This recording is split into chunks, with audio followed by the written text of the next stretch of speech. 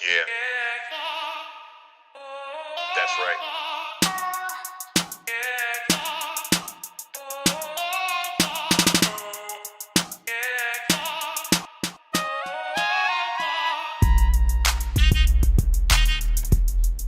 Collin P from the DMV. Mr. Fingaz.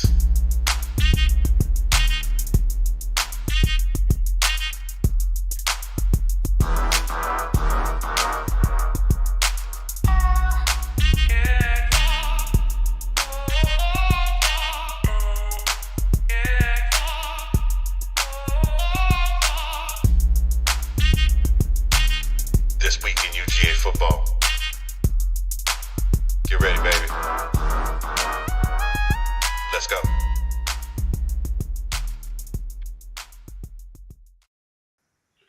And good evening, ladies and gentlemen, boys and girls. How are you doing? How are you doing? All of you out there in the internet world, all of you in the front seats, appreciate y'all dropping through. Those of you up in the cheap seats, I keep telling you, get your tickets early. You can buy them on Pay with 4 now. Or you can do Pay with 4 now. You pay for them in 4 easy, cheap payments. It is you guys coming to you. Okay, hit the button. Zip, zip, zip, zip, zip, zip. It's you guys coming to you live. I am Mr. Fingaz coming to you from the 405 from Zagnib Central with a win. Comes whipping down the plane, Mr. Fingaz, and that guy right there. That fella sitting over there to my left, he is the brother from another, the sexy mother Hubbard, the ace of base in the place, in your face. I am very happy to be here. I'm going to use that on this show now since somebody keeps stealing it on the other one that I'm on. That is Collin P for the DMV. How you doing, brother? Man, I'm good. Had a great weekend. Scary weekend. Got a little nervous there, but nah, we good. As long as we walk away with a dub, we can't, dub is a dub, We were sitting up in there. Me and you were sitting there watching the TV like that clip. I like to play a funny man. Man, ain't nobody worried about no Kentucky. We were sweating pretty hard. But welcome to this week's edition of This Week in UGA Football, the show where we come on and we talk all things dogs, and we'll wrap up some things around the SEC. Talk about this week's game, this past weekend's game against Kentucky.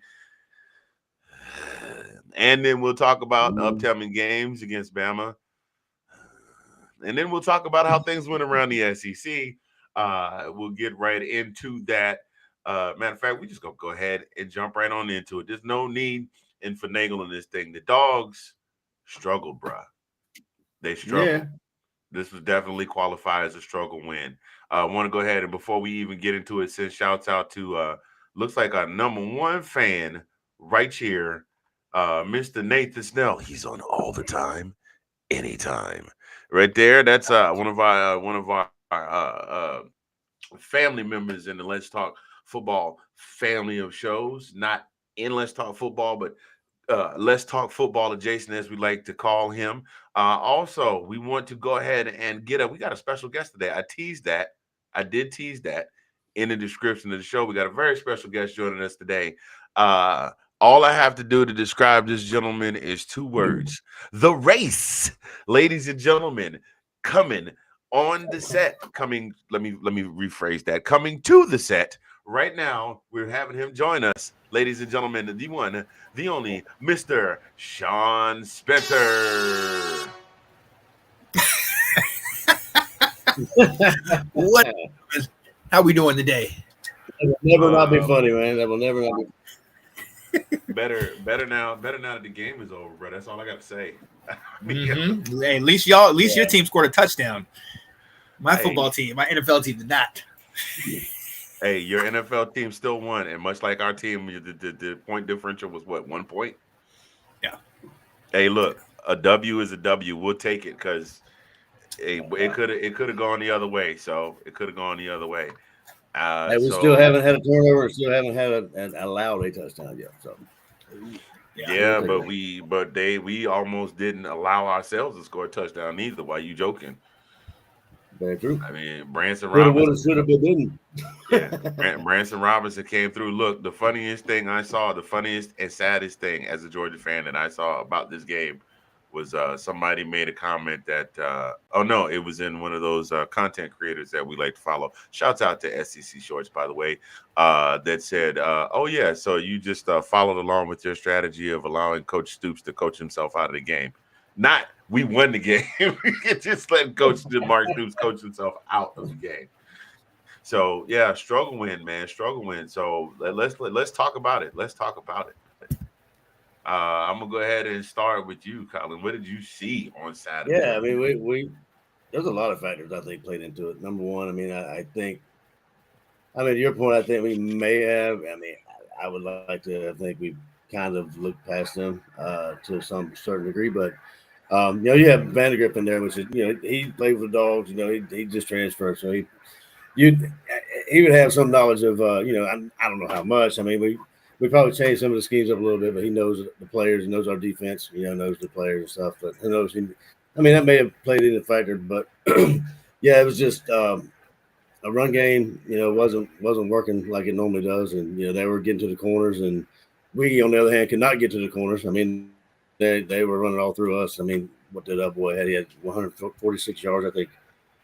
What do we have? Like 200 total yards. I think he had 146. I think we had 100 yards like rushing, I think, as well. But yeah, that's all I can think of. I mean, like we did have Ratledge was out. He had a sprained MCL. But I mean, he's a big part of our defense. So, but yeah, I had to rewatch the game, or I had to actually watch the game later because, as I told you guys, I laid on the couch getting ready for the game, and next thing I know, I fall asleep and I wake up at 1 o'clock in the morning. I missed the whole game. Let me go back and watch it. Hey, look, you can't believe. I didn't watch it. So. Hey man, ain't nobody's fault but your own. You was walking in Memphis. I'm sorry, walking in Nashville. I don't know, man. It was a nice night, breeze and everything. I had the screen door open and everything. Somebody could just walk in and sat on the couch with me. And I don't know. Never known the difference. Yo, you ain't see me. I was over there. I came in and watched the game and then left. You came in and came out. Hey, nothing was missing, thank goodness. Hey, Daryl said he came in and sat down and watched the Bama game while you were sleeping and then changed it back to the Georgia game. Hey, man, I've been trying to watch a game with Daryl forever. He will not watch a game outside of his house. Shouts out to our buddy Daryl. One of the biggest and most pessimistic Alabama fans I have ever met in my life. He won't even say roll tide. That's how much of a he loves Bama and he will talk you. He's this guy that can call stats back up from like 1980 or whatever. But he's like, man, if we don't get our act together, every year they win the championships, man. If we don't get our act together, we're not even gonna get in the CFP. He's almost like Schlepper. Hi, everybody. But not to get off the beaten path here, but remember when Tua broke his hip or injured his hip that time? I can't remember who they were playing. But here comes Dale around the corner. I knew it. I said it before. He don't need to be. He started going off on Tua. I was like, bro. Look. Yeah. Speaking of Tua, he might need to go ahead and tell Tua he need to hang it up. Yeah. I mean, most definitely. He's been saying I'm Batman too many times. So yeah. Realistically speaking, though, their defense had an answer for everything that we put on everything we threw at them, everything we put on the field. They had an answer for. Zion Childress was I don't know how many times I heard his name called during that game, but he definitely stayed in the backfield. I mean, he's every other play he's in the backfield before the play developed. I mean, they made him look like an All-American. If this was his last season, off of that alone, you know how your boy Jadeveon Clowney got drafted off of that one highlight. I mean, because it was like the number one highlight. I mean, let's not. He was a monster. Yeah, but yeah, I get what you're saying. Yeah, he was a monster. But that was his big highlight for the season. You know what I mean? So that was his moment right there. Like, let me throw a stat out. So let me throw a stat out real quick. So in Kentucky, I mean, we always say that we play Kentucky. I mean, like we always have a hard time in Kentucky. This is the last 5 times we played Kentucky. This is including Munkin, right? So this last game was 13-12. Last year was 16-6. The year before that was 14-3. The year after that, or year before that was 34-17, and then 27-24. So I mean, they've always been pretty close games, tight games.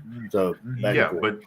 but then that begs the question: why can't the Dogs win in Kentucky? Sean, I'm giving a whole lot of thought about switching over to StreamYard. No offense to the platform I use, but because on your platform, when we put the banners up on the screen, the faces get smaller, so you don't get covered. There you go. So that answers the question: why can't the Dogs win in Kentucky? You touched on the talking point that I wanted to get to tonight. As you mentioned, we played in the last 3 years. The last 3 times that we played Kentucky in Lexington, including this past Saturday, we beat Kentucky by a 43-25 differential, with the largest margin of victory being 2020 at 14-3. Playing them in Athens, we beat them by a differential of 102-26.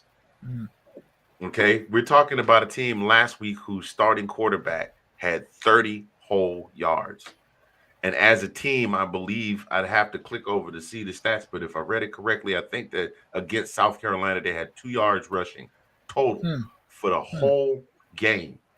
And that brings me to, so what is it? What is it about playing in Kentucky? Kentucky is not beating the, I did some looking around. I listened to some other pundits. I went back and looked at the games, things like that.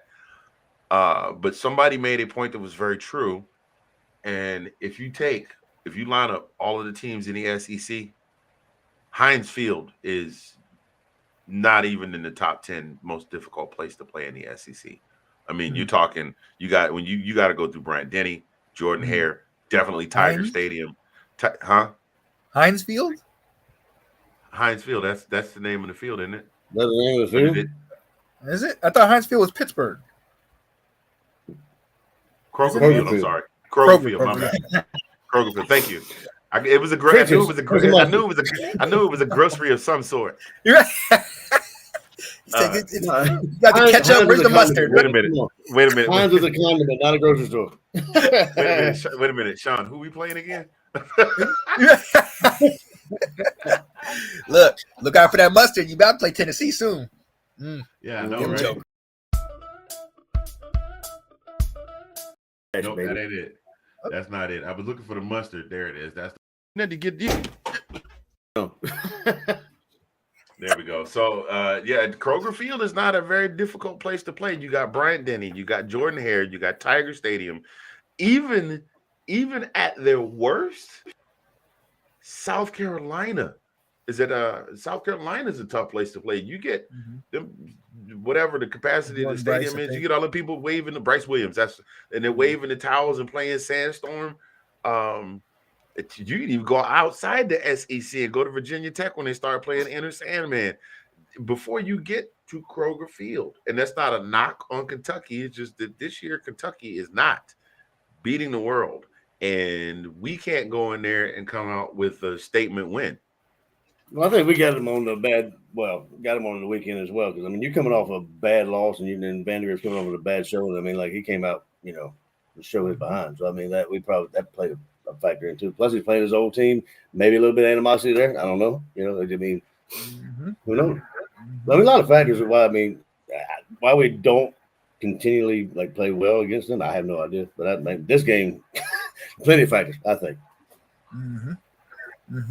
Oh, Johnny, I see. You see that latest update Johnny just put in there? Yeah. You can talk about your team now. Apparently there's another team in Georgia that's winning by a narrow margin right now. Hey, at least we can say that right now we are beating the Eagles. So let's go. I'll take it. I will take it. Okay. As long as it doesn't turn into a 25-point margin of lead at halftime, it turns into an overtime loss. I'm good with it. Yes, pew, shots fired. I said it. Yeah. Meanwhile, he's in Washington coaching us now, so thank you. We look forward to that. Listen, I'm gonna tell you what. Honestly, I don't think he was the problem. I think Atlanta, and then we'll get back into Georgia. I think Atlanta low-key has a Jerry Jones-esque problem in Atlanta and Arthur Smith, but we ain't gonna talk about that. So Yeah, so we talked about this extensively over the weekend, and there was much joking made about the use of voice notes and things of that nature. Made Reverend Red Black preach a couple of sermons, and it wasn't even Communion Sunday. But this question was asked, and Sean, I'm going to toss this one to you. Did you think that Georgia just looked past Kentucky because they're playing Alabama in 2 weeks? I don't. I mean, if we go back to Collin, you mentioned the last 4 that you played at Kentucky. That was what you mentioned. The last 4 games Georgia played at Kentucky. Back and forth. I mean, like the last 5 games we played in general. And most of those games were close. I mean, you had that one that was the blowout, but most of them were close. Well, the last 3 were with Munkin, right? The last well, this one this year, and then the last 2 before that were with Munkin. So okay. Well, yeah. Well, whenever so I don't think it's necessarily y'all overlooked them because we were on here last week talking about Alabama and how they can barely get past South Florida. You know what I mean? So if anything, maybe Alabama I would have thought was going to overlook, on the way to y'all. But I don't think we're giving Stoops, their coach, enough credit. I mean, this guy, we know the pedigree, we know that family, and I think his game plan against y'all was don't make any mistakes. And for they made very little.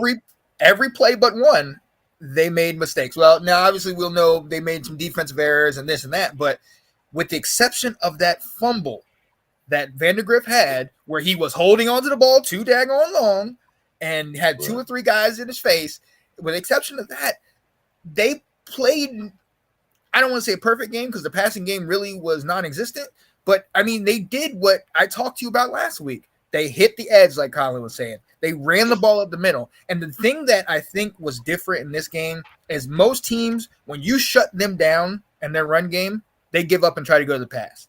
Well, we all know once a team gives up and goes to the pass, them dogs going to eat. And your pass rush gets to them. And if it doesn't, you know what the secondary is going to do to them. But the fact that Kentucky continued to run the ball, you made the point that they only had 2 yards. I think they had, 150, 170 on the ground this week. I mean, 98 of which from Sumo. Right. They dedicated this game to run the ball. And at certain points of the game, even the announcer said Stoops was playing everything as kind of conservative and perfect to the T as he possibly could. Continue to run the ball. Yeah. No high-risk passes. Not going for it on crazy situations in our own end of the field. It just, if you look at this thing from a total stats perspective and the team situation, I hate to say they outplayed you. Yep. Oh yeah. No, listen, your point. We talking about that. I know you that dude. Is you're not the kind of guy to be you kind of want some an opposing point of view. I have none because everybody in America watched that game. I'm not even gonna sit here and fix my mouth. Look, like my boy Shay say, ain't nobody got time for that bull job. I ain't sitting up here bull jobbing with you. Everybody watched that game. Kentucky outplayed Georgia until probably the final 8 minutes of the game.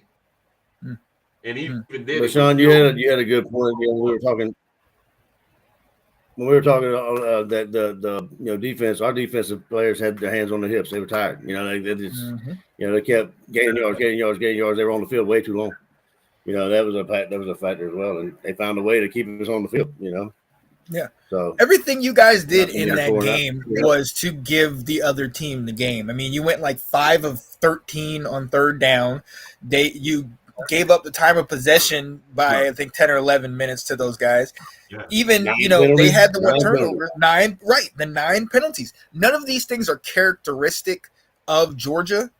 But at the same time, we've seen in the Clemson game, you start slow. They make the adjustments. They come back in the second half. Even in the second half, and look like the adjustments, they worked a little bit. But I think a lot of what you guys have been, you guys have talked about it. When you kind of put the foot on the gas, other teams kind of fold. And I think Kentucky being in the SEC, challenging you guys, and seeing what you mentioned in those voice notes, Anthony, that this can be done. Missouri last year, South was Carolina really- gave you guys a rush. Yep. Kentucky over the years. So it's not that you guys are invincible, but you guys can be beat.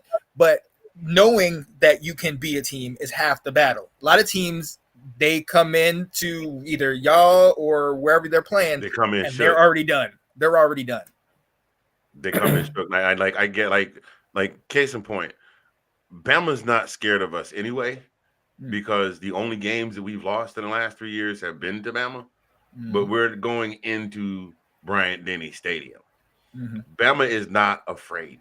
You understand what I'm telling you? They're not afraid of us. Last time we were there, I think we won. We won it with Stafford, I think. The last time we played. Ooh, But yeah, I mean, the Natty. You won the Natty. Yeah. Yeah, That's but the true. last time we won in Alabama, it's been a good long minute. Stafford to that one and done overtime, I think. I mean, like we got this is the rest of this. This is the rest of the schedule. Okay, this is where it concerns me now, based on what I've seen. Now, every year, for the last 3 seasons, the previous 3 seasons, there's been that challenge game, and then they've stepped up and run the table. But this is this year's schedule. Okay, generally speaking, the toughest game remaining on the schedule after we have that scare game is more than likely Ole Miss, right? Well, we got Ole Miss, but we're playing at Bryant-Denny in 2 weeks. Auburn is coming to Sanford the week after that. Then we got now Mississippi State. I don't want to write them off because I don't like to look past anybody. But Mississippi State is not. Mississippi State's coming to Sanford. They can bring all the cowbells they want to. But then the week after that, we're going to Austin. And you guys saw Quinn Ewers, who is phenomenal, head and shoulders phenomenal quarterback, got hurt. And then some kid with some famous uncles with great hair came in and showed everybody he could run as fast as Usain Bolt if he wanted to. And we're going into that mess. Then we got the Florida game 2 weeks after that. And then guess what? Then we traveled down to Oxford to play Ole Miss. And then we got Tennessee after that. Like this is not your grandfather's. Hey, Georgia fans, this is not your dad's. Me being the age demographic of your dad's. This is not your dad's Georgia Bulldog schedule right here. Well, this is the makeup for all the people saying we had a cage schedule last year. You know what I mean? If we had a bunch of home games last year. You know, we had we had the fewest I've ever seen away game, and you know, our schedule was for the most part cake. But I'm happy. I welcome this kind of schedule, but it is going to be tough to. I mean, it's going to be tough to run out. Like, I mean, to run out without a loss is going to be, you know, insane. It will be very impressive. Actually, I listened to 3 different radio shows today. One on my way in, one on my way home, and one at lunch. And all 3 of them said, with that schedule, they don't see Georgia coming out without a loss. But even if they go 10-2. They probably would still get a berth in the CFP just because of the strength of the schedule. I mean, you're not just going to walk past Alabama. We should use that last year. Well, but that's just the thing. Like, I mean, we know you guys can play big name games, but I think I heard somebody say today that a lot of these great teams it's cyclical. It's in a cycle. You look at, you know, obviously nobody's been able to duplicate the 15 years that Saban had when he was at Bama and everything like that. But look at some of those teams that did good. Look at the Florida where they had 2 or 3 years, you know, in a row. Look at the Texas teams, USC, Nebraska, Urban Meyer at Ohio State, right? You know what I mean? These teams had 2, 3 potential years where they were just nasty and everything. And then eventually you get a new cycle of kids that come in. You get other teams that start to get that talent. So then it becomes, okay, well, what is this cycle over? When I say this cycle, I don't mean, oh, you guys are going to immediately go to a trash team or like you immediately go to like dumpster fire in the SEC.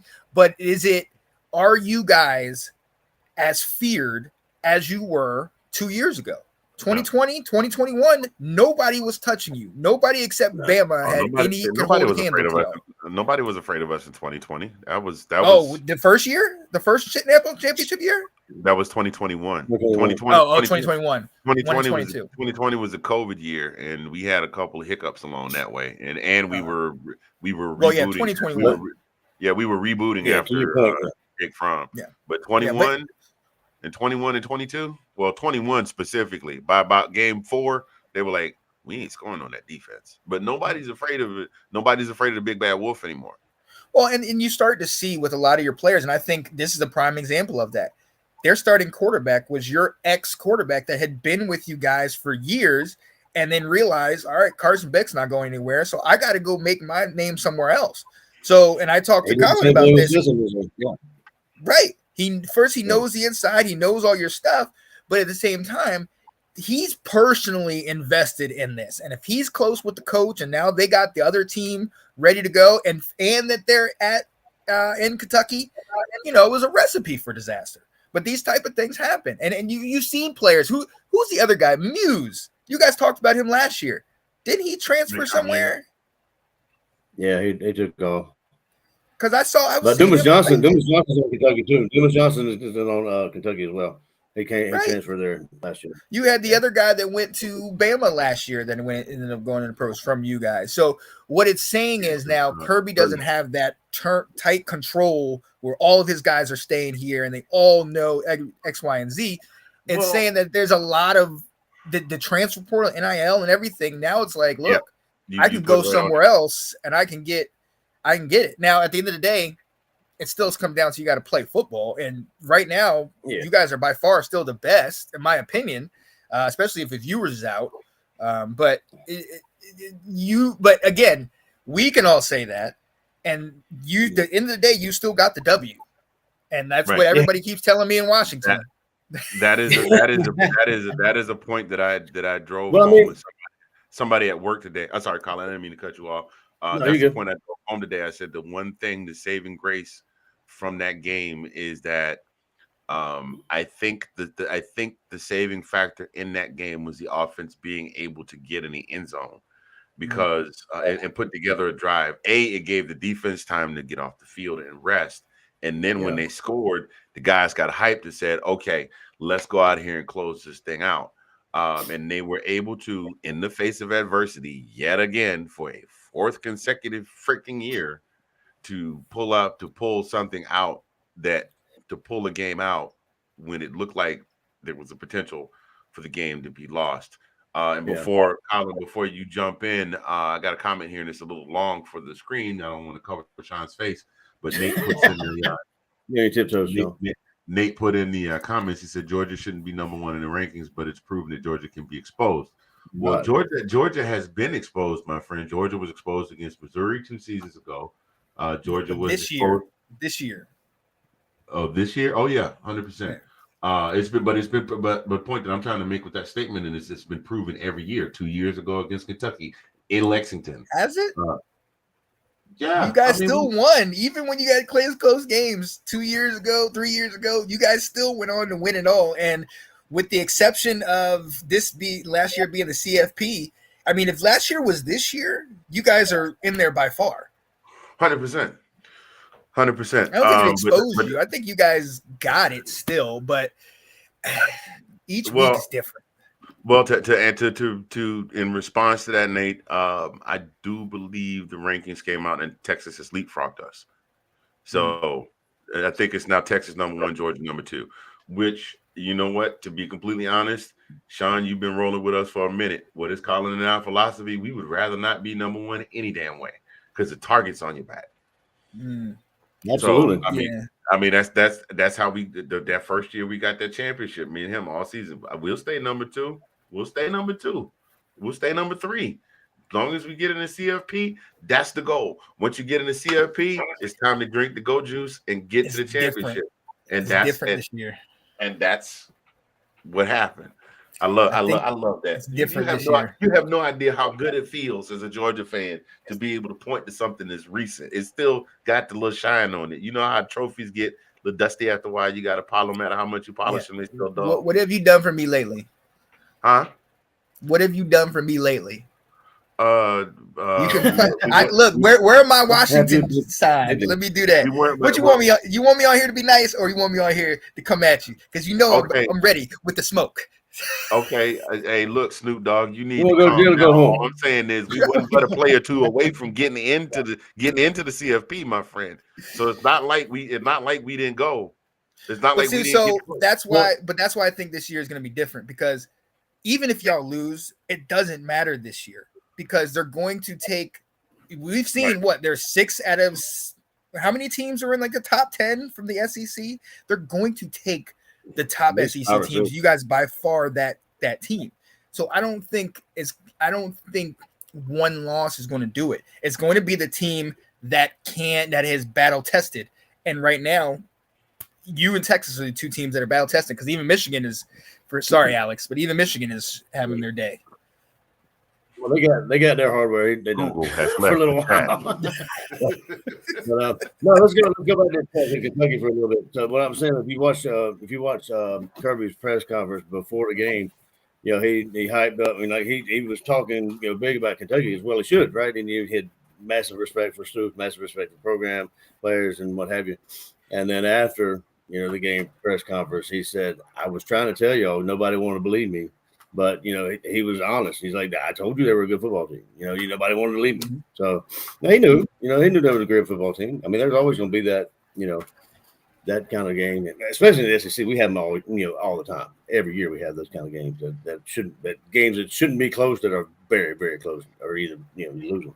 Look at Vanderbilt. I mean, listening to these Oklahoma fans, these Texas fans talking about they're going to run the SEC, I said, y'all are going to get bit by Vanderbilt. It's going to happen. Mm-hmm. It's going to happen. Not this year, not next year, but it's going to happen. They're going to creep up and bite you. Everybody gets a Vanderbilt loss. But now, right, and now y'all need to pay attention too. Not this year. We've already been there. I think they might have got found out this year. But we've been there. Kirby's first year, we lost Kentucky and Vanderbilt and Georgia Tech, I think. No, we didn't. I don't think it was bad. His first year, we were titles. Yeah, speaking of the AP polls, are out. Texas is number 1. Georgia's ranked number 2. Ohio State is number 3. Alabama number 4. Ole Miss is 5. Tennessee is 6. Missouri is 7. Miami is an 8. Oregon is at 9. And rounding out the top 10 is Penn State, with USC, Utah, Kansas State, OSU, and OU rounding out the top 15. Mm-hmm. So that's the way that plays out. If you win your championship, your SEC championship, then you get a bye. Even if you don't, by your record and the amount of teams that you play in the SEC, you're still probably going to be like the 5th seed, which means you're going to get a home game to start off the playoff. That's why this season is so crazy, right? Yeah. Because then you're playing at home in the cold in Georgia late in the season. Man, I'm so hyped for this fall, man, or for November and December and all that. Bro, you have no idea. Oh, by the way, here's my impersonation of every Texas fan after hearing the AP polls come. We're back.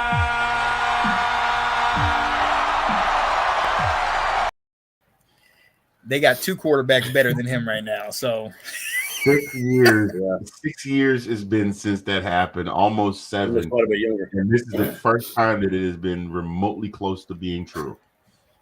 Last year too. They were a drive from making it to the national championship game. Hey Johnny, I am awake. You bake a bit. I was looking up that clip. Leave me alone. Been a minute since I had a chance to use it.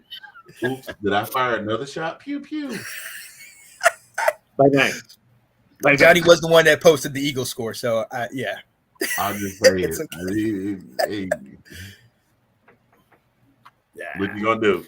Well, I'm doing. Texas was doing better than I thought they would without their 2 running backs. You know, I thought that was going to be a huge, like, not a huge hit, but I mean, it would take some toll on them. But I mean, it would put more of a load on yours. You know what I'm saying? Mm-hmm. I don't know if it really has, but I mean, he's been balling out, so ours. So having those 2 quarterbacks is it's kind of a blessing. I'm glad ours is playing now. You know. Well, hey, real quick, Collin, you got the party in the back?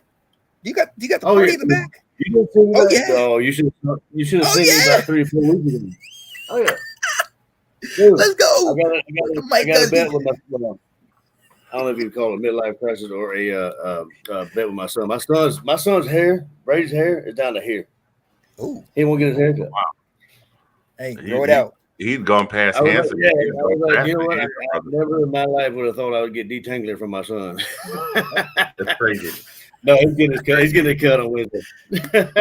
I tell you what, gents, on that note, let's take a really quick brief break. Those of you just joining us, welcome to This Week in UGA Football. I am Mr. Fingaz, coming to you from Zagnib Central, live from the 405. Collin P from the DMV is in the building. And that fella right there, that guy right there, you know him, you love him. He loves to run. We can call him Usain Bolt from now on because he loves to run the race.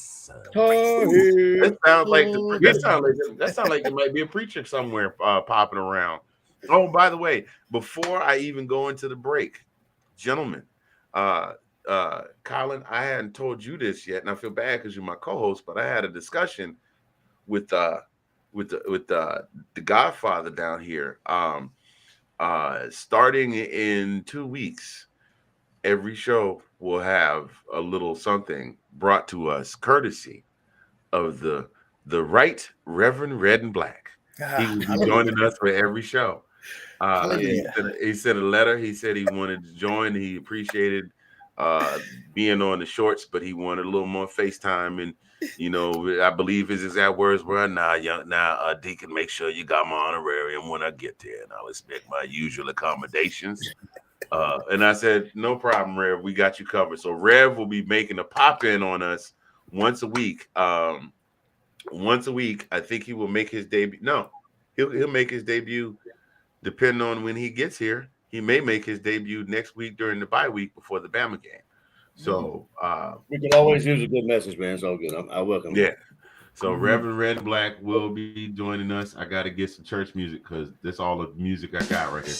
That's all the music I got for sound.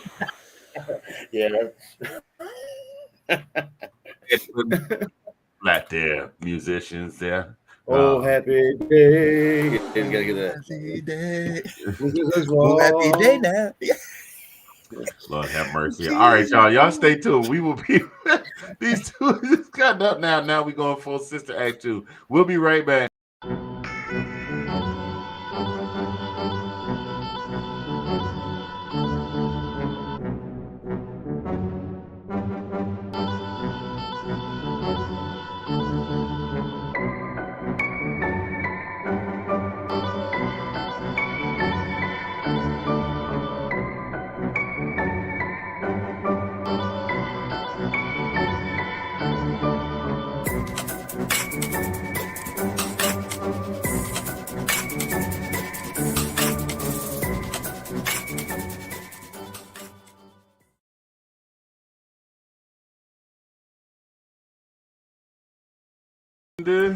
We are back, ladies and gentlemen. I'm over here doing the hold the long note like Burton Richardson on the Arsenio Hall show, and that thing just sitting there like, nope, not gonna let you in yet.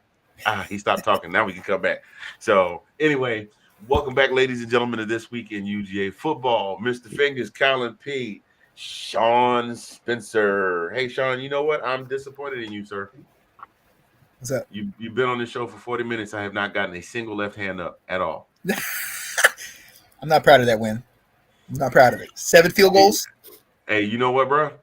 Look, let y'all mess around and be in contention for a playoff spot. You'd be like that one win made that difference. You'd be like, hey, power to the people. Points. I'm sorry I started a fight in the middle of your Panther party. You already know there is only 1 or 2 weeks that I will be noticeably happy. And that's when our dear friend Janae Struther takes that L to Washington, which actually, shout out, I want to say the reason why we are not doing Let's Talk Football is because Janae's mom's birthday today. So happy birthday to Bishop Struther. Love you dearly. Don't like your Cowboys, but it's all good. Yeah. Hey, happy birthday, Bishop. Happy birthday. Mm-hmm. Longevity is a wonderful thing. The Lord say, if you make it, listen, there's some people in the scripture that say, I said what I said. Don't look at me like I said something wrong. They say in the scripture that longevity is a beautiful thing. Hey, look, we ain't talking about that club where they perform the acts, the club, the city where they do ta-da, not that one in Atlanta where they got the good wings. I said the strip shit, the good book, it say that longevity is a good thing. That's why Methuselah lived all that time. Abraham was 278 years old and was still making babies. Longevity is a good thing. Touch your neighbor, say longevity is a good thing.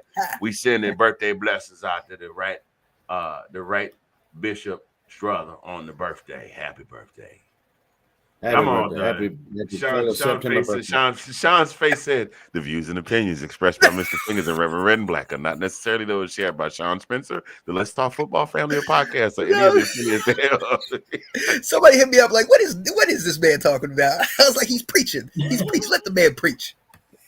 You had that steak face like, I can't even laugh at this because Janae Martin going to be like, Janae, talk to your boy. You still doing football with that boy? He was on there with the dude talking about the strip club. Look, I'm trying to send it to her now. I'm trying to send it to her. Down to Jericho. Shout out to our guy Kevin Monroe in the comments. What's going on? What's going on there, dog fan? Who's that coming down the track? We're not gonna get into that. Anyway, listen. What it boils down to, we were talking about the Georgia versus Kentucky game. We've been breaking that down here. We're going to jump into some around the SEC in a minute. But what it boils down to for this game, for me, is that every time we have one of these games, and I've said it last season and I've said it the season before, it gives other teams a blueprint. Other teams are taking notes.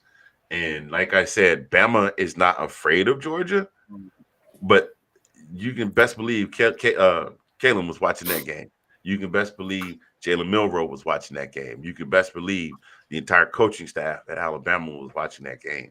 And they are right now formulating a game plan to try and duplicate, if not exceed, what Kentucky was able to do against us.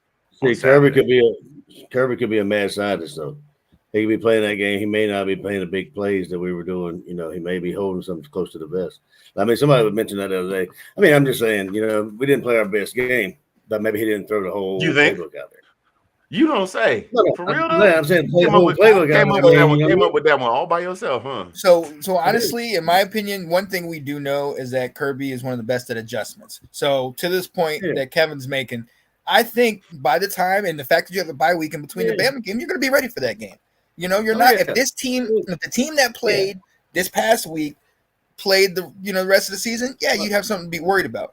But to be perfectly honest, Kirby is if not the best adjustment coach in college football, and I think that is what's going to come out. You still have the top players in the country, you know. So you got me and him and Anthony understand that, but I think he's mainly talking about the other dog fans. I mean, if you go to other group chats and all this other stuff, like, oh, fire Bobo, Kirby, I mean, garbage that they always do. You know what I mean? After one bad game, you know what I mean? But we know what you're talking about, Sean. I mean, I agree with you. We and you can break it down that way. If you look at how they played, I mean, by the stat sheet, this is where I disagree with it. Just they didn't throw everything out there, and Kirby was just he overlooked them.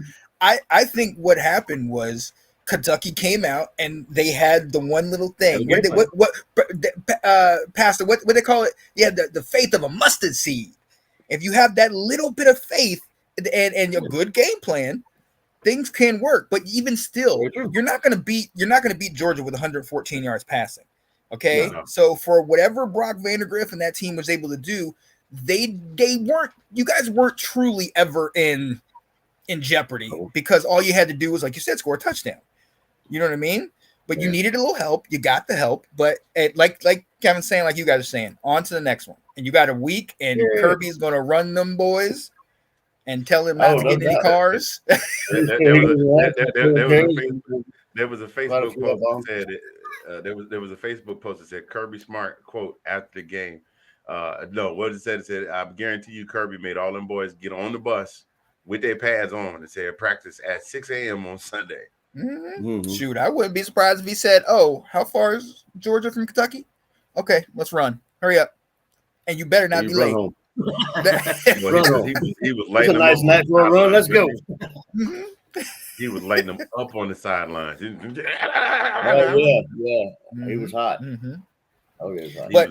But there are some things that you can take from this game that I do think, and I talked to you about this from the Tennessee Tech game, and I know, Kevin, all y'all would be like, oh, what? They were terrible. Yeah, but there was things that I saw in that game that carried over to this one, and that is if a team runs that RPO and they can get a guy to the edge on you guys, it's sometimes it's difficult. You look at, you guys talked about last year, Auburn's terrible. Peyton Thorne is not a great quarterback, but in that RPO offense where he's consistently running and you got to figure out who's getting the ball and they hit the edge on you guys, that's when there have been problems that have come about.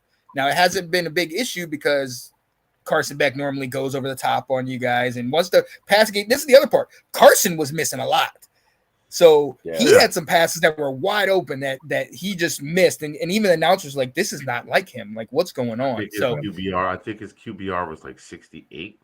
Yeah, just chalk it up to a bad game, but be aware there are things, like you said, there are stuff on that chalkboard. It's like, okay, if we can do this successfully and then get a couple plays, they're not unbeatable. But I think they're gonna beat Bama. I'm putting it out to you that. I heard. Don't think I didn't for a second, Deacon. I didn't hear you mention that mustard seed. You know, maybe because of the fact that we might be playing Tennessee, we're gonna be playing Tennessee soon. I might say we have to change the seed to a garlic seed at least till after we play Tennessee, because your mustard seeds become mustard plants, and then they put them in bottles and throw them at people, especially if they're in Knoxville. You just gotta be careful. But if you have the faith, the size. Look, David didn't. Kevin said it right there. David didn't pick up no big rock. It didn't say David picked up a boulder. It said it just got a pebble. Yeah, all it needed.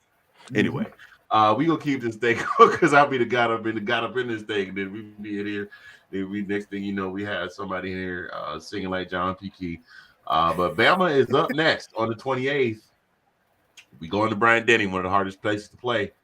You know what? I'm gonna pass this with you, Collin. What are you looking for in terms of performance from? Let's go with the defense. What are you looking for in performance of the defense? What are some key things you're looking at them improving on against? Because one of the big things is key factor for Bama is Jalen Milroe. Not a prolific passer, but he can get you with the pass and he can beat you with his feet. So what you got?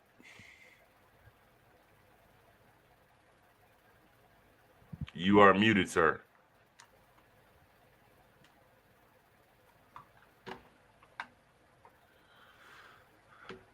Please stand by. Technical difficulties. Good. I'm not sure.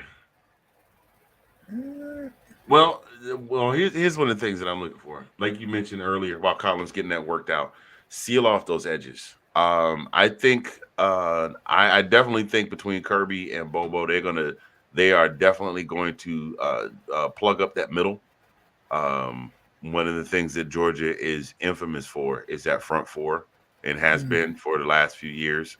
And once the offense gave them a little bit, what we used to like to call a huffalo, get your breath together. Once the defenses were able to get a huffalo, they came out and they started shutting everything down. So I really want for them to work on sealing off the edges, because Milroe can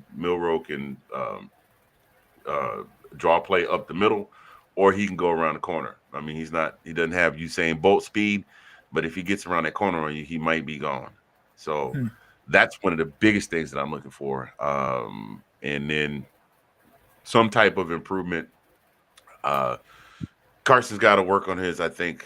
Well, you know what? I don't really think he came unglued. He even though they were kind of struggling to move the ball, that's a plus. If I got to take anything away from the game, he didn't really come unglued. He didn't seem like he was panicked. He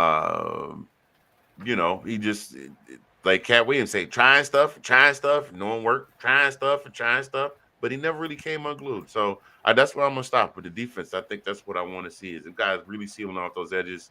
And penalties, please get the penalties under control for the love of sweet Jesus. Collin, hop out and hop back in. See if that's what it is. I don't know what. But yeah, while he's trying to figure that out, I mean, look, it starts and stops with the run game. On offense, you saw, he said missed 3 opportunities to touchdown. I think he was kind of off because the run game struggled. ETN, he had a couple big runs. I think he had 89 total yards and everything. But when the run game struggles over the years, especially over the last couple of years, if the run game struggles, then the QB play struggles because that play action is so nasty, like the way that they're able to come off there. So if you have trouble in the run, that's one thing. But the other thing, and I told you this in the group chat on Sunday or on Saturday, is that if the run game is working for the other team, that keeps that offense off the field. This, I do believe that if an offense is off the field and they can't get that mojo, that they're not warmed up, it's like an old car. Sometimes it's going to take a little bit of time. Now, normally Georgia's offense doesn't take any time to warm up, and they just get going and rev it up, everything's cool. And not to bring a car reference, but normally they're kind of like Lambos. In this game, they were kind of like a Ford Tempo. They were just kind of like. Well, I mean, we use this. Was that a shot? I mean, I'm just saying. And look, North Carolina players don't get arrested for driving. I'm just. I'm just saying. I'm also shocked that you used anything with the phrase "off the field." I thought after the old regime in Washington was gone, there was no more winning off the field. But yeah, to your point, I mean, look, the defense has got to stop the run, which normally they don't have a problem with. But when you're on the field for an extended period of times, like you were talking about, and then the offense, they can't get a consistent run game going, that's crazy. That creates problems. Like Green Pinto, no. Yes, Kevin. How about now? There we go. You're good. All right. Now you hear me. Yay, ladies and gentlemen, Collin is back. The microphone was used to slide. Whatever. Even said, talk about Bama, you think? What? No. He back. What you want me to do? Hey, you know what I was saying. Bama does, Bama do. Yep. Oh, man. So yeah, what you think, Collin? Did he freeze? No, I mean, what I was saying before was like, I mean, I think we need to get to him. We need to get to Milroe and, get him, makes bad decisions and get him on the ground if we can. The more times we do that, the better off we'll be. But if we let him, get around the corner, if we get him, out of the pocket, he's gone. I don't think our defense, we had trouble with, Kentucky to get them around the corner, but hopefully we can, get that situation taken care of in the next 2 weeks or whatever. But, that would be what, we just need to contain them and force some turnovers. And our secondary don't need to give up big passes. That's basically my take on it. As long as we can get a hold of Milroe and pressure him, we'll be all right. Mm-hmm. Yeah, and he can. And we also have to. We also have to hide the bean pie stash. Look, Miss Terry and with the honorable, was it the honorable Nick X? The honorable Nicholas X. The Bama does what Bama do. No, yeah, you're. 28 things. I think you're right, Collin. I think you got to obviously you got to get the pass game work and everything like that. But to your point about Milroe, yes, if his wheels are working and he gets out there and going, I think he's good. But I think in that South Florida game, one of the things we saw is that they're trying to kind of like Lamar make him more into a pocket passer. And so there's a lot of times where he has an open lane and he'll stop to like look for a pass. And that might work against him when he plays playing y'all. And Saban's not on that sideline. Saban was on the sideline when he beat y'all last time. Yeah. I saw that too. So, but looking at Williams has so far he's got 285 yards, 10 receptions, 4 touchdowns so far. Miller's got 29 carries for 265 yards and 3 touchdowns. So they're doing all right. But if we can stop them, we can stop the run, close the holes up, not give up big runs, and give up the big ball pass. And And maybe our big thing is we need to score. We need to score a lot of points. I mean, like we need to score every time we get the ball. Yeah, We try to. because Bama is not about that. Bama is about the business of scoring points, 100%. Yeah, So exactly. I think this game with you guys is going to be more of a chess match, like similar to what it was with that game against Saban. I don't think it was who had the better players, even though I think you guys did. I'm talking about the SEC championship. I think it was a chess match because there was plays right before halftime where where Bama there was a series right before halftime where it was a third down and Saban ran it. And then Kirby Smart called a timeout because he thought he was going to get the ball back. And then Saban lined up for a play, and then I think Saban called a timeout because they were like, what are we going to do? Then Saban lined up to go for it. Kirby called a timeout. And then Saban and they had like a little mind game going. And that's when there was that pass that was caught that we was like, they rushed. They didn't know if it was caught or not. And they're like, then they just kept the play going so they didn't have to review it. And I think that little mindset changed. And that's what I'm interested to see if DeBoer can have that kind of mindset against Kirby, because we know Kirby and Saban, Kirby's from the Saban tree, right? So they know what each other's doing. So it's like, oh, you're doing this? Oh, let me match you with this. Saying, like the adjustment. You mentioned this adjustment. Saban is the adjustment like master. a speed for a second there, Sean. Oh, really? Yeah, you skipping like CD from the Kirby, you're a wreck Kirby, but say Kirby, yeah, right. Bro, listen, I was trying to listen to what you were talking about, but we just got hit with this comment. I gotta put this up, man. Yes. And here's one more for you, Kevin. I'm not gonna lie to you. When I was younger, I totally emulated Steve Urkel. So much so that if you know anything about that show, Family Matters, there was one episode where they had a rooftop party and Steve Urkel came with the Urkel dance. And for Halloween, I do that. I used to do that for 3 or 4 years in a row, but I know the lyrics and everything. So that's not the first time I've heard that. I've also heard Will Smith. So fun, I don't know where. I don't know. Well, dude, all I can tell you is that you have seen pictures of me in high school. I was Steve Urkel before Steve Urkel was a thing. You understand? I was a precursor to Steve Urkel by about 5 or 6 years.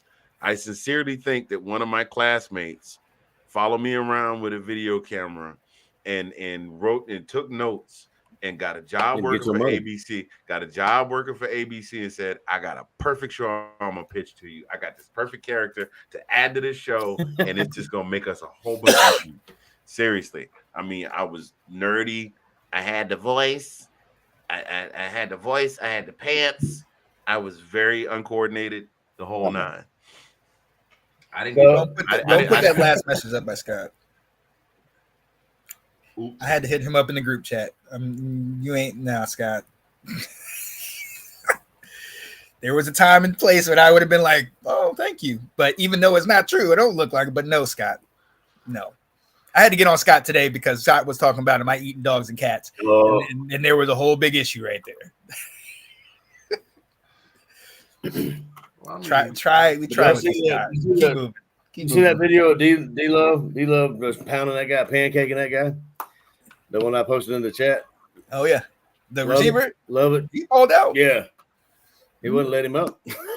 That was hilarious. He pulled out. Reminded me of Pickens. All righty then. We just gonna keep that moving along. You listen to it in a different kind. I'm gonna let y'all go back and listen to the replay later and see how that sounds. Gentlemen.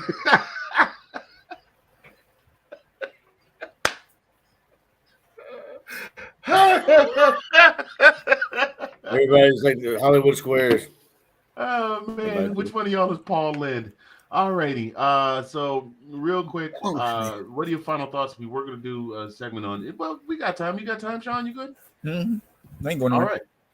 All right. Alrighty then. Well, we've talked about the Georgia game ad infinitum. Final thoughts before we move on to the next segment around the SEC. Anybody want to go? Anybody want to give me a score prediction for the game? Ooh. We know Bama likes to run the scoreboard. They love to run the clock. I'm going to go with Georgia wins this one. I think Georgia wins this one 49 to 30. Nah, two scores. 49 to 40. Georgia. That's what I got. 49 to 40. And of course, I have no writing. I have no writing utensils. There we go. All right, Sean. How about you? I'm gonna go 27-23 Georgia. I think it's gonna be a lot closer, and I give credit to those defenses. I think those defenses are gonna ball out. But I don't see any way that Kirby, after having 2 weeks to prepare, is not ready and going up against Alabama. Okay. All right. I respect that. All right, my man, Collin P from the DMV. What you got, brother? 35-27, Jordan. So we got, if y'all didn't see the line, is Georgia by 2.5, over under 51.5. And they've got the matchup predictors at 66.9% Bama. So. That's impressive. Oh, we only won against them one time. So that would be a good move. That would be a good call. Go over the odds. Yeah. All right. Then. Well, let's talk a little bit about what went on around the SEC this weekend. We know that Texas had a very, well, I would say impressive, but they were playing UTSA. I'm not trying to knock that. They did what they were supposed to do. They're playing an opponent that was not of this on the same level. Handled business, came out with a score of 56-7. We've all seen the irony. This story, you couldn't have Hollywood could not have written the best this story. For those of you that missed all of it, Fansville had an ad that came on, and Quinn Ewers is now the current playing football guard. And they're going, we need to call for backup. He goes, don't need any backup, even if he does have great hair and famous relatives, right? That ad plays. Texas plays UTSA. Quinn Ewers gets hurt and gets replaced by none other than famous relative who gets on the field and shows all the way out. 223 yards passing, 4 touchdowns. I'd say the kid's pretty good. I'm gonna come to you with this one, Collin. What you got on this one, man? Yeah, I mean, he is as advertised. I mean, he just needed a shot. But you said it though, it's UTSA. So I mean, we'll see what it looks like. It gets a higher caliber team. I'm actually interested to see when he gets if he gets to play against the SEC team. So this, I mean, like who they got next? I don't even know. The SEC team besides us. I mean, I'm excited to play him too. So I mean, that's why I like the East and West. I think the East and West, getting rid of the East and West was the greatest thing ever. You know what I mean? That just. We always had the teams up top. All the same teams were at the top of the East, and the West, mostly every year. Every year, and it They and like you said with the cyclical thing, Sean, in the East is either Georgia, Florida held it for a little bit, but it's been Georgia or Florida, and then over in the West, it's basically been Alabama. LSU's gotten a couple in there. Auburn has gotten a couple in there. So it's basically been a rotating cast of 5 teams over the course of the last 20 years. So it's nice it'll be nice to see some little parity there. Yeah. Let's see. Florida's woes continues. Do I get to talk about Texas? Oh, I was gonna get you with the next one, my friend. Oh, that works. All right, I'll go with Florida. I'll go with Florida. Yeah. So Florida's woes continues. They lose 33-20. They make Texas A&M look like world beaters. Scuttlebutt on the street is that the boosters have the money. I really need to move to Florida. I really need to move to Florida or Texas. There's money around there somewhere. I mean, could somebody in Florida collect enough money for me to retire, please? I mean, since y'all just giving money to people to quit working, supposedly have the money to pay off old Sunbelt Billy's buyout. So what do you got on this one, Sean? Honestly, first and foremost, look, I've always been a big fan of Billy Napier since he came from the Louisiana Raging Cajuns. Unfortunately, I'm going to be very honest with you. Him taking this job was great, and I still love everything about him. But he took a job at a premier school that was in a tailspin. And Right. I almost look at it like Ron Rivera in Washington. Like, there was nothing that you really would have been able to do, especially once Richardson left. But I think it was kind of came full circle this week because he started Graham Mertz. After the injury, he put Graham Mertz in there. Now, Graham Mertz, 12, 15, 195 yards, but he's not a real threat in the run game. So you got the, and all the fans want Lagway to get in there. They want the backup. And, obviously he did good. Mind you, it was against Sanford. Everybody in the SEC does good against Sanford. But Very true. I think that if he don't start making a decision like, look, I need to do something, then those fans are going to have his head. But I think this game is everything is always surrounding Florida and Billy Napier. But I think what we really missed in this game is quarterback Connor Wegman of of Texas A&M was a game time decision. He was out. They let the backup guy come in, Marcel Reed. This guy balled out. 100, almost 180 in the air with 2 touchdowns, no interceptions, 83 yards on the ground with the touchdown. I mean, he was their second leading rusher in this game. But at the end of the day, they had a stout defense and they ran for over 310 yards as a team. So it's hard to beat anybody with that type of when you get rushed on for 300 some odd yards. You know what I mean? Like, so for me, this Texas A&M, everybody's gonna look at Texas A&M for the first game when they lost to Notre Dame, and everybody saw Notre Dame lost to NIU. But I just don't think we can put so much weight in these losses, especially early in the season, because everybody still suits up. They still play. And if you could sit here and figure out a way to scheme around the team and get it, you can get this stuff done. Texas A&M might shock some people in the SEC this year. Not going so as far as to say you and Bama and all that, but I don't think that first game is indicative of what their season's going to look like. And I think this was closer to what they might be. They dominated this game. Okay. Yeah, and I think Napier has. I don't know if he would say he has lost the locker room, but I mean, you got to remember that player, was on Twitter. This team sucks. You know what I mean? You got a player going live. I mean, hopefully he's going off the team, but I mean, he needs to kind of wrangle him in, and but I don't know much more you can.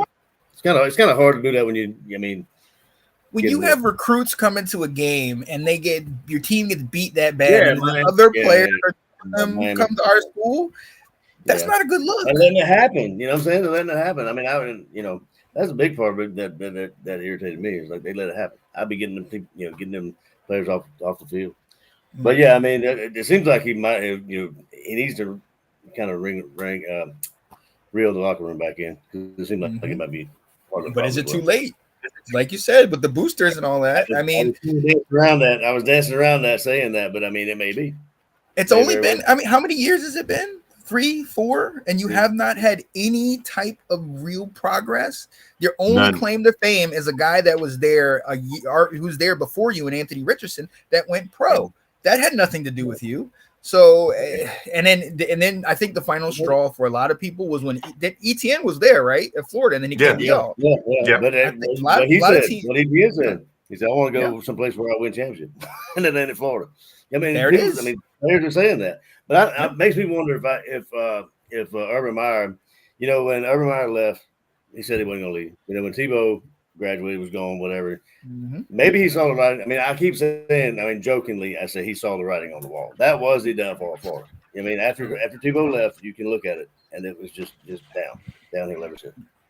Well, that expectation thing went up, and this is what I want you guys to be wary of.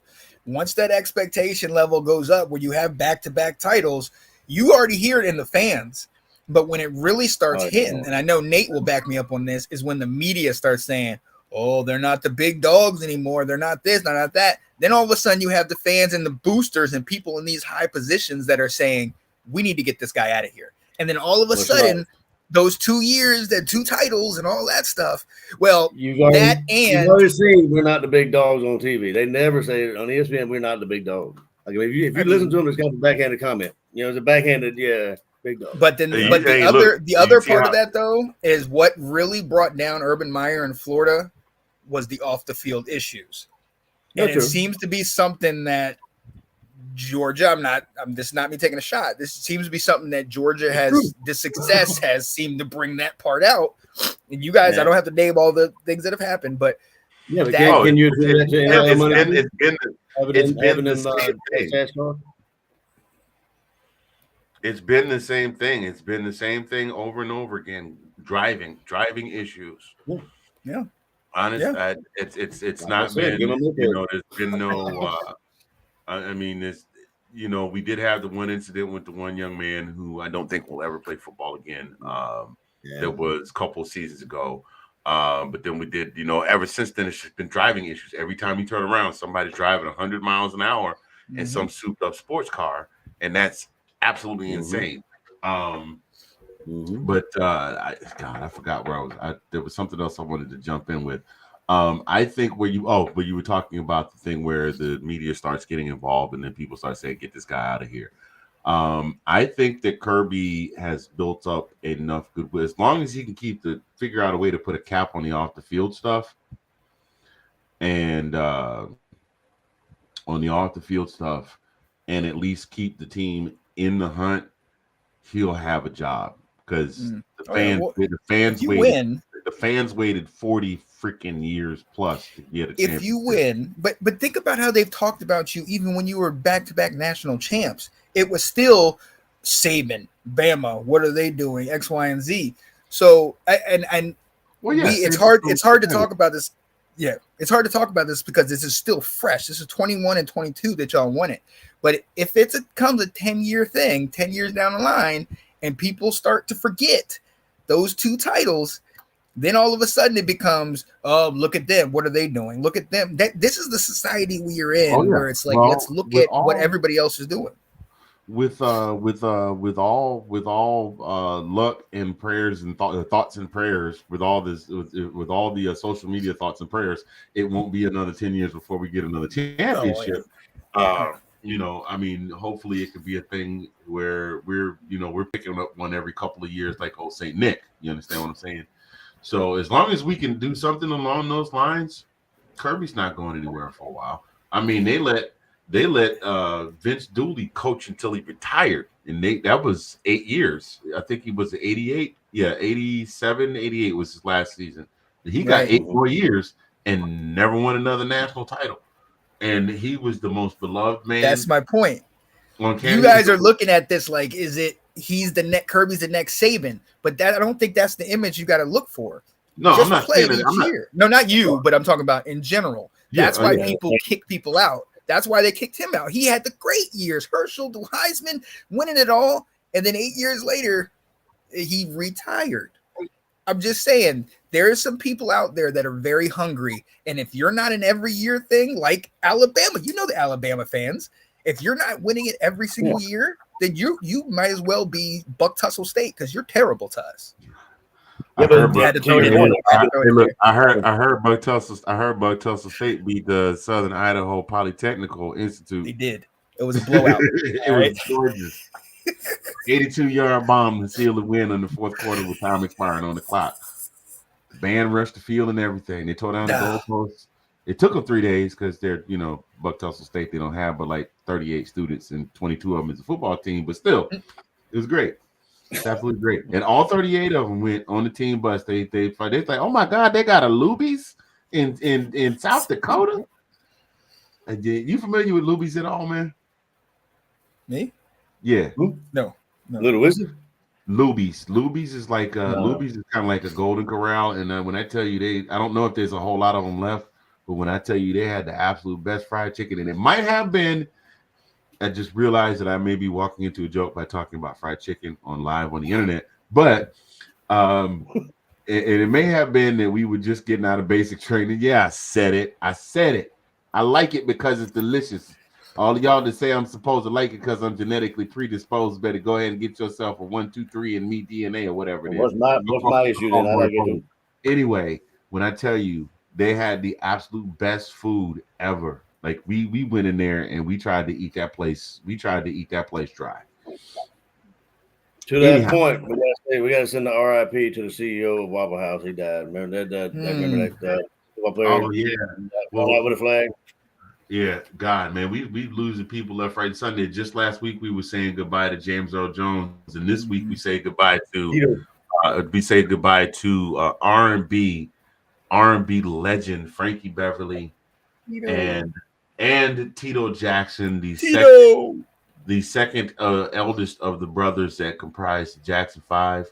He was in Oklahoma. I did not know that. He was in Oklahoma. He was in Oklahoma on his way to Mexico. He had a heart attack in his car. That reminds me of Chris Tucker's comedy bit about him. Get in the car, Tito. Damn. When he was hanging out with Michael Jackson and Tito. He was a gangster. One last car ride. Stop it. We're going to say that for one last time. Okay, so here's what we're going to do. We're going to rapid fire these since we got a little bit off track. South Carolina versus LSU. I think this was by and large one of the greatest performances I had seen by South Carolina since the previous week, honestly. But South Carolina did not come to play. They didn't come to play games Saturday. Oh, yeah. They gave LSU everything they could take and then some. This was a travesty. The refs stole this. I agree with There you go, Will. That's for you, buddy. There was 2 pick sixes that they had penalties called on, and then there was one other touchdown that they called back on. The refs stole this game. I was watching this whole dang on thing. Well, I was watching and had Will in my ear because he was live at the game. But game day was there and everything.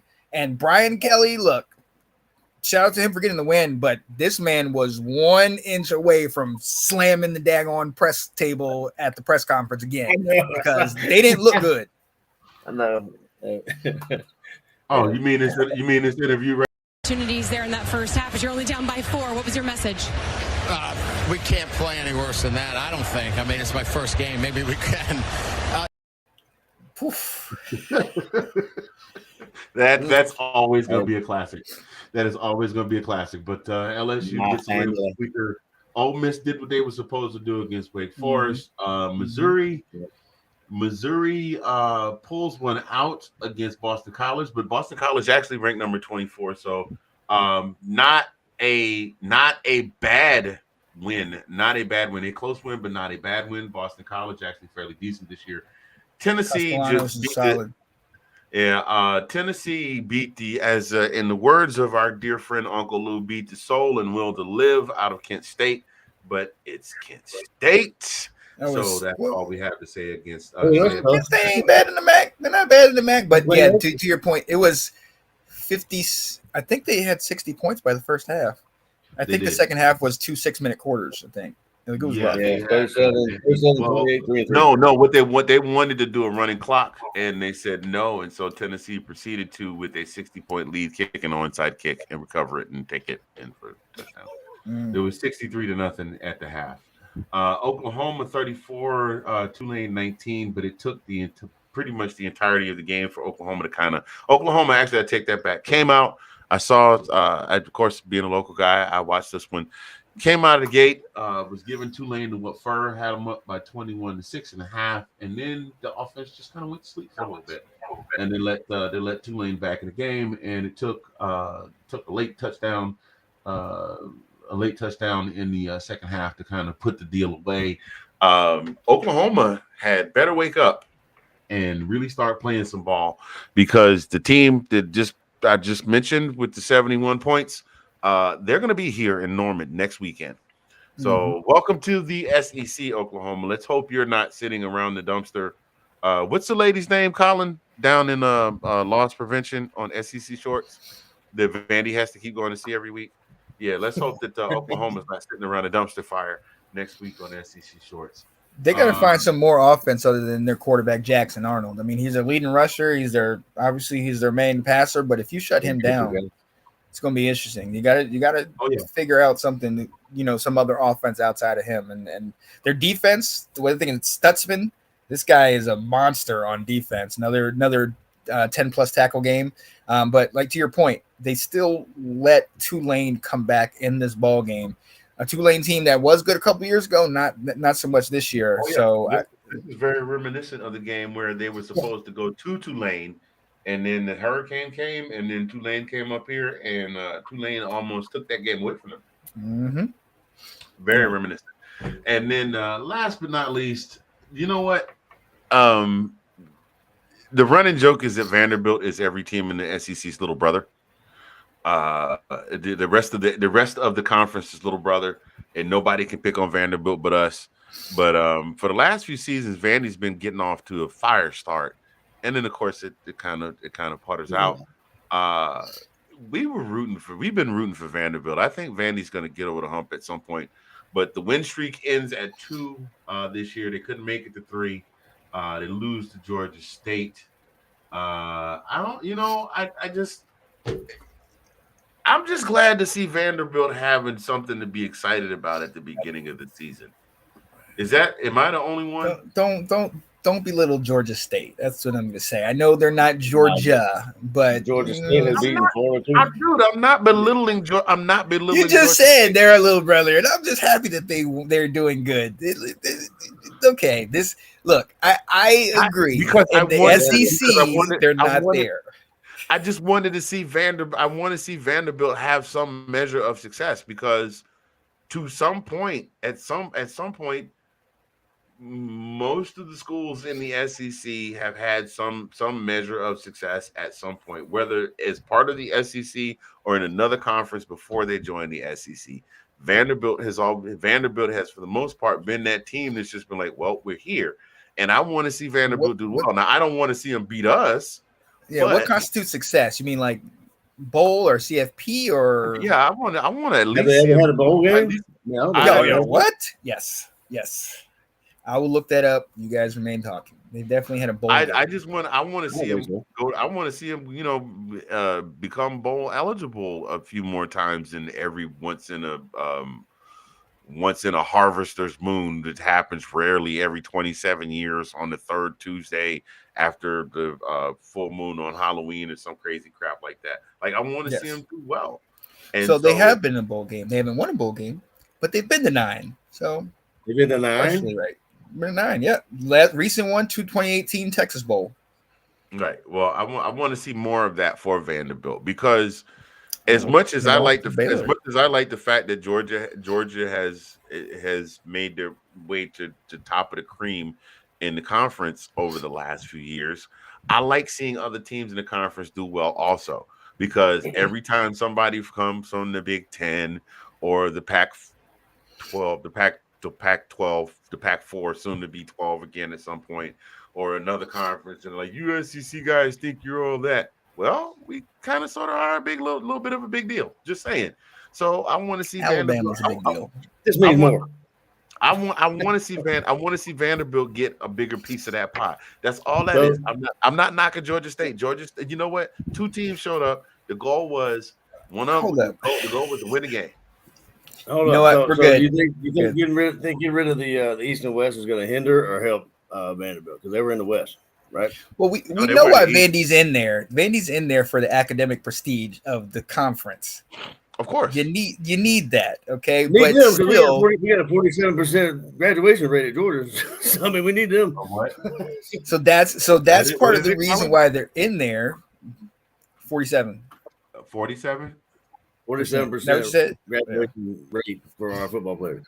That's documented. Alrighty. Well, most of them leaving their junior year anyway, and they don't go back. Or they drive around somewhere and they never come back. Or they. What about Auburn? 7 years and don't have a degree. I mean, you got to accidentally get a degree for 7 years. I mean, like you got to just accidentally get a degree for 7 years. If you're going to go 7 years. Or you could go for 7 years and not get a degree and still play pro football. Pew pew. Auburn to handle business in New Mexico. True. You ain't lying. Ain't never lied.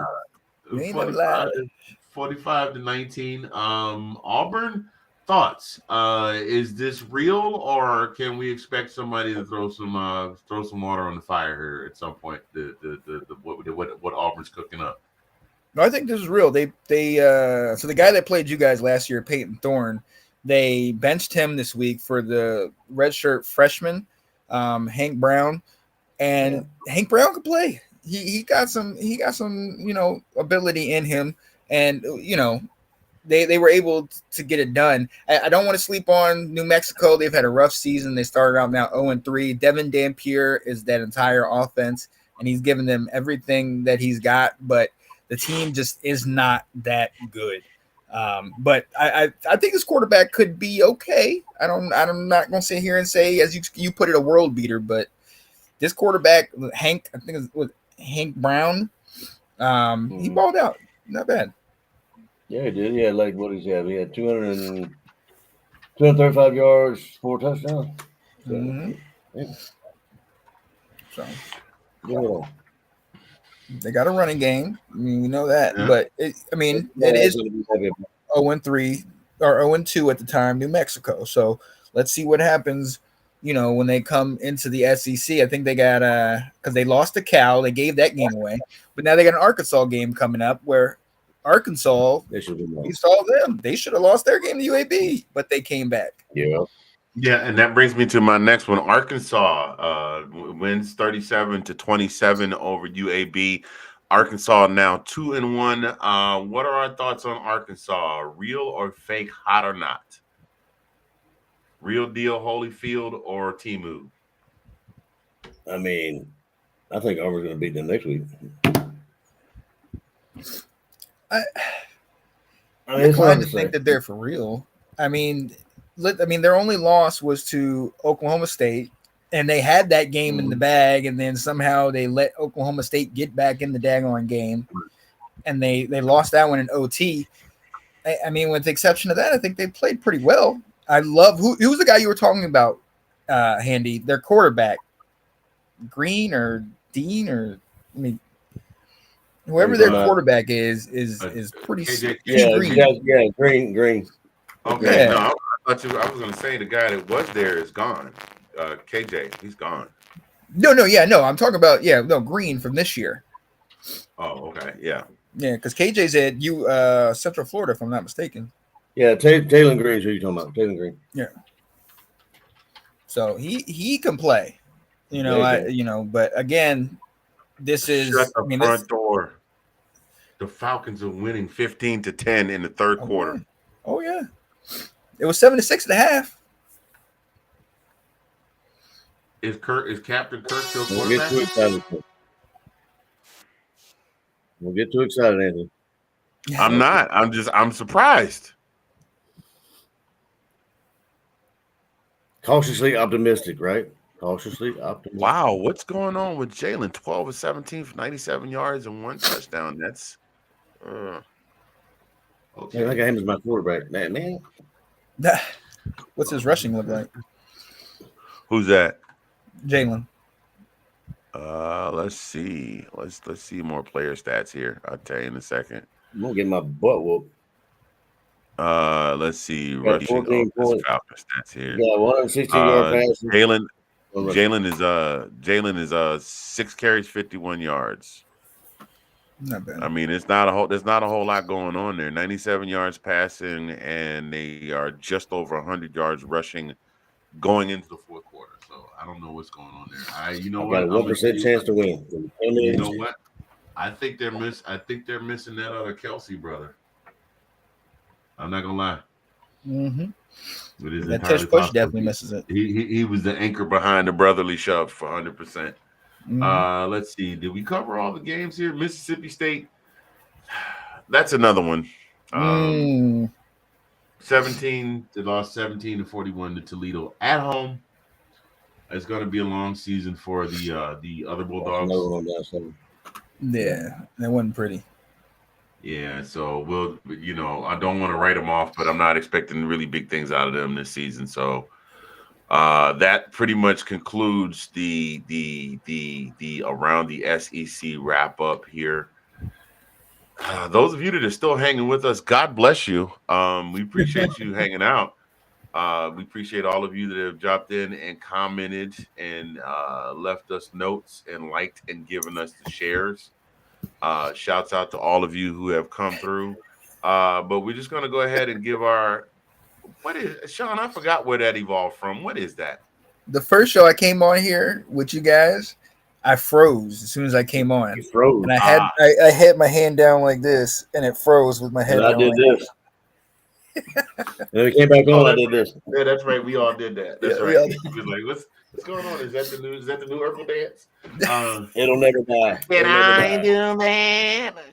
Real talk though, Jaleel made a whole rack of money on the back end of Family Matters. He made more. I mean, I'm pretty sure he got paid pretty handsomely for that time, but he made good money after Family Matters. Just The off only the thing Sonic that- alone. Only Just thing, off yeah. the Sonic alone. Only He thing was that still in sucks is syndicate. that he was typecasted for a while. Everybody wanted to see. It was hard to put him in other roles. Like if you see him, he's on those B movies or whatever, and it's like, dang. I don't And it see wasn't how until people Sonic do that he that. started getting it. No. I don't see how But- people do that for so long in a show, like be a whole different person. And do, I mean, Yeah. and then Well, Yeah. I mean, look at who. yeah, Look he's at got a all little that bit of lisp, like when he really talks, like but he he's a completely different Look person. who all that Like happened to though. Look who all that happened to though. You get Gary Coleman, old boy that played Eddie Munster on the Munsters. He said he was typecast. Leave It to Beaver. Tina, what was the lady's name that played Ginger on Gilligan's Island? Oh, I know you're talking about. Yeah, Tina Louise.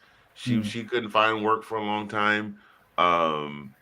Depending on what gossip mag you read, Alfonso Ribeiro is trying to distance himself as far away from the Fresh Prince of Bel-Air as possible. Like you just can't find any roles anywhere. It's hard. Although I will have to say I haven't seen any of his other work. I've seen, because I had kids, I've seen, the Sonic cartoons, but I've seen the movie. I don't know if the name of the movie is Who Made the Potato Salad.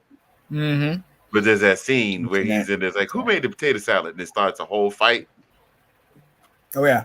The one where he in there and the dad don't like him. Who? Because the dad cussing him out the whole daggone movie. I got Dad is cussing him out, and then he gets cussed out at the dinner table because he that's because he a cop. And he a cop and the whole family like gangsters. Because what's his name in there? What's that guy's name from not Epps? I think it might be from it's got I got it pulled up right now. It's got Pinky from Friday After Next. It's got Eddie Griffin as the dad. D-Ray Davis, Ronaldo Ray, the Ronaldo Ray from Friday. Like that was Red's dad. Yeah. You doing messing with these kids, boy? Get your butt in the car. Debo's in it. Gary Owen is in it. I'm pretty sure Mark Pfeiffer is got to be Mekhi Pfeiffer's brother because there ain't too many black brothers named Pfeiffer. So yeah, there's a bunch of people in here. Michelle Pfeiffer. No, different. No, Michelle Pfeiffer ain't black. Well, Fife. Could be. Pfeiffer in the cipher. Hey, we all black. That's right. Wow, a member of the Black Panther Party. That's absolutely crazy. Who? All right, so as we go ahead and wrap this thing up and bring it to a close, because I think at this point we had just talked ourselves out. We had talked ourselves out. I just, you know what? For this one, I'm taking a different direction. I'm not even going to do football related. The things that you have in your life right now, learn to appreciate them because stop. We live in a world where social media has given everybody the ability to share their opinion instantaneously, positive, negative, regardless. Take a minute, take a step back, get off the social media. I'm not saying quit it, but just appreciate the greatness of what is going on around you artistically, musically, on the movie screen, in education. Appreciate those things that you have because at some point they will be gone and then you will just be left with a memory. I'm saying that because at this point right now, me being the oldest of the group of the gentlemen assembled here, I am losing at the rate of 1 every 3 days over the course of the last couple of weeks. Someone who was phenomenal at their craft that has been a part of my life for my entire life. James Earl Jones was an actor. long before I was born. Mhm. I remember I knew him in movies like Bingo Long Traveling All Stars when Motown actually had a movie division that made movies, and Claudine, and what was the movie where he was a fighter pilot? Was it Dr. Strangelove? I think it was. In plays like Fences before he was even the voice of Darth Vader, and then Darth Vader, and then Coming to America, and then Field Sandlot. of Dreams, Sandlot. all of that. Sandlot, like all these movies that he was in. Tito Jackson, enough said. Mike's older brother. That man was a part of my entire life. Frankie Beverly. I remember growing up listening to Before I Let Go as a little boy. Oh God, Louis Gossett Jr., who was in Roots, who played. I think he these people. I appreciate what they did, however, whatever contribution they had, small or large, to their craft, because I grew up on that. Take a moment to appreciate the things that people are doing around you, because at some point it's not going to be here anymore, and all you will have is a memory that remains. So just take a minute to appreciate the crafts you got when it's here. I'm not trying to speak and be morbid or anything. It's real talk. Mhm. I'm pass the mic to you, Colin. Yeah, absolutely. If you guys, we talked off the show here, but if you guys ever get a chance to go to Nashville, and I was actually, having said what you said, being appreciative that I was able to make that trip with my mom and dad. So my mom and dad, my dad's like 70, my mom was 26, and we actually were able to make that trip to Nashville. We had a blast. We were there from Sunday to Wednesday. Flew out Sunday, came back Wednesday, which was just about good amount of time. And I was just saying to Sean earlier, they were, we kind of had an early night, and I was not mad at that at one bit, because I just turned 48 on Sunday. So it's like 10:30, 11. I was like, I think we need to head back. I said, that's fine with me. Let's go. Yep. Get a little late here. Yeah, I did not argue with them one bit. There was none of this, hey, I'll meet y'all later. I was like, I'm coming with y'all.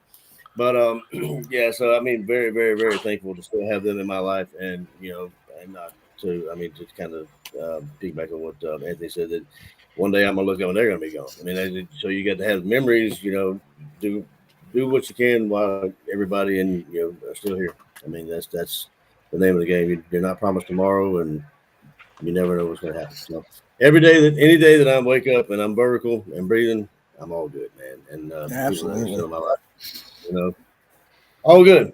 But that was a great trip, man. I got not good music, good food. I was with my folks and my cousin. DJ Rock. That was the best part. DJ Rock, Luke Bryan's traveling DJ. He was basically our tour guide. So he knew where he goes there all the time. He told us where to go and that kind of stuff. So it was very cool. Didn't get to see the Opry yet. We saw the Rain, I think that's what it's called. The Coliseum before the Opry, but we didn't get to do all that. So anyway, it was great. It was awesome. That was one of the trips I'm going to remember for a long time.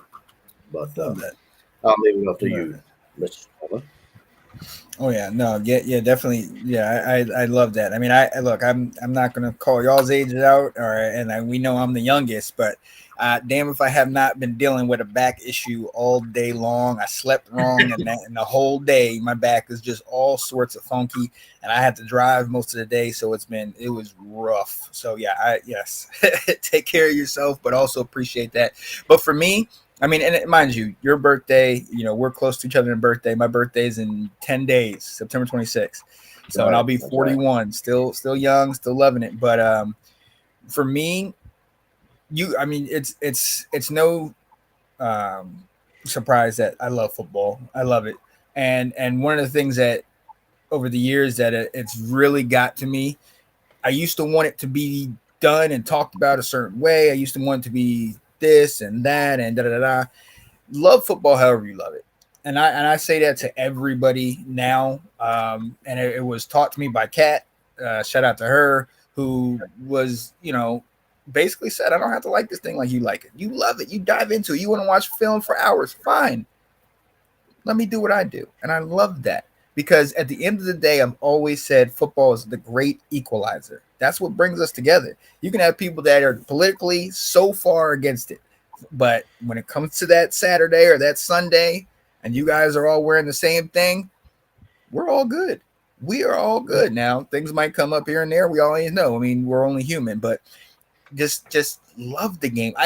I am so much in love with this game that I just don't care how you watch it, like it, do it, because I'd rather you be in than not in. And no disrespect to people that don't like this game. Other people, people doing their thing, but I it's like a gift that it's like I love this and I do not want to hold it in. I just want to give it to all of you. That means me being a critique and shit. That means me being this and that. But I love this. I love that. We couldn't. Yeah, I know. But the thing about it is, I love you guys always talk to me about, oh, this group, man. You guys brought us all together, yada yada. I didn't bring you together. The love of football brought you together. That's why we're here. And that I never would have imagined years ago that I would be up till 10:30 Eastern doing a show talking about SEC and all this stuff. But I am so talking to exactly what you were saying, Anthony. Just appreciating it and loving it, and so that's where I'm at, man. I'm just happy. I'm just happy. I love football. I love this time of the year. You gotta find something you love, man. You're lucky to have found it. So that's awesome. That's awesome, though, bro. Because for some reason, something about this year, I was really like, is it football season yet? Is it football season? I mean, like a week out, and that week before football season was almost as bad as being 10 years old. And it being 3 days before Christmas, and them 3 days felt like months. Yep, couldn't sleep. And so, and the crazy part about it is, we've been waiting on it so long, talking about how much we can't wait for it. And guess what? It's week 4. Right. Yep. Already in there. And this year's we are almost 33% of the way through the regular college football season. That's the thing that gets it, because it really is so quick. It really goes by so quickly. So when you're in it, like you said, it's 4 weeks in, but you guys know personally, and I don't have to give all my stuff. You know what I was going through. And so you know how I do. I talk football every week of the off season and the season, but I didn't do anything until week 1. And for me, that was serious, but it's so, I just feel so at home. I really do. So thank you for letting me come on here and rap with y'all and talk football, because this is my happy place. Yeah, man, 100%. We appreciate you being on here. We appreciate you being on here. And those of you that are still sticking with us, we appreciate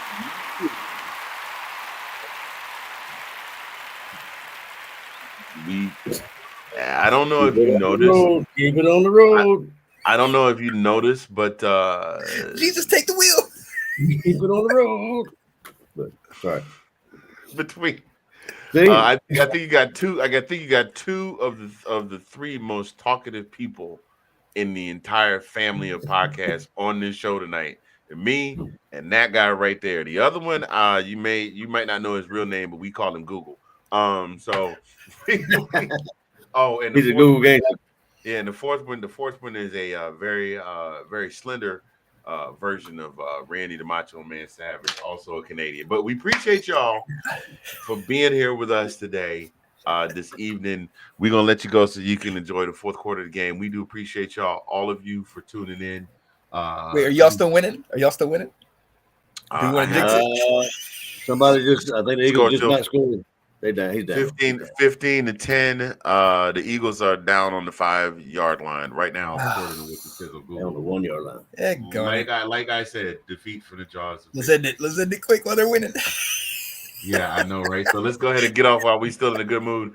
On behalf of myself, Mr. Sean Spencer, and my partner in crime, Collin P. from the DMV, I am Mr. Fingaz, live from the 405. Thank you for joining us for this week's edition of This Week in UGA Football. We will see you all next week. And until then, we're going to sign off. I got my Go Dogs. Go Dogs. Tar Heels. There it is. Hey.